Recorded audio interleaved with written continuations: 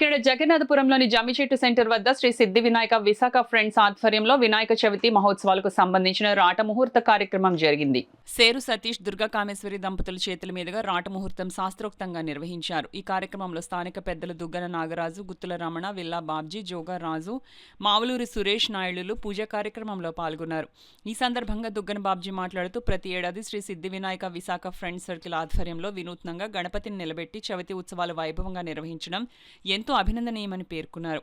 శ్రీ సిద్ధి Vinayaka Visakha friends circle సభ్యులు ఎం సంతోష్ కుమార్ మాట్లాడుతూ గత 11 ఏళ్లుగా వినాయక చవితి మహోత్సవాల సందర్భంగా వివిధ రూపాల్లో వినాయకుని నిలబెట్టి ఉత్సవాలను ఘనంగా నిర్వహించడం జరుగుతుందని, అదే స్ఫూర్తితో ఈ ఏడాది కూడా జెమ్స్ చాక్లెట్ బిల్లలతో గణపతి విగ్రహాన్ని ఏర్పాటు చేయనున్నట్లు వివరించారు. కార్యక్రమంలో శ్రీ సిద్ధి వినాయక విశాఖ ఫ్రెండ్స్ సర్కిల్ సభ్యులు ఎం సత్యప్రసాద్, నలమాటి సురేష్, ముద్దు శ్రీనివాసరావు, పోకల దుర్గారావు, వాస శ్రీనివాసరావు, అనిశెట్టి వీరబాబు, జట్ల గోవిందు, మన్నే సురేష్, నేమాల సురేష్ తదితరులు పాల్గొన్నారు.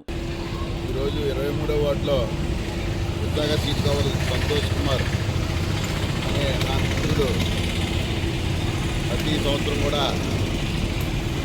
ఒక సంవత్సరం నవధాన్యాలని, ఒక సంవత్సరం పంచదారని, ఇప్పుడు సంస్కరణలతో ఇవాళ వినాయకుని చేయడం జరుగుతుంది. ఈ సంవత్సరం ఏదైనప్పటికీ కూడా సంతోష్ కుమార్ మా కళ్ళెదురుగుండగా వినాయక చవితి చాలా భారీ ఎత్తున చేయడం జరుగుతుంది.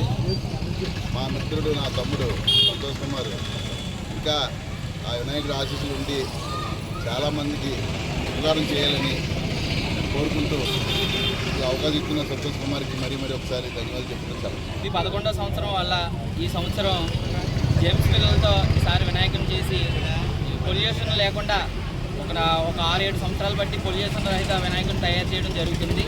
అలాగే ఈ సంవత్సరం జమ్స్ పిల్లలతో స్వామివారిని అలంకరించడం జరుగుతుంది.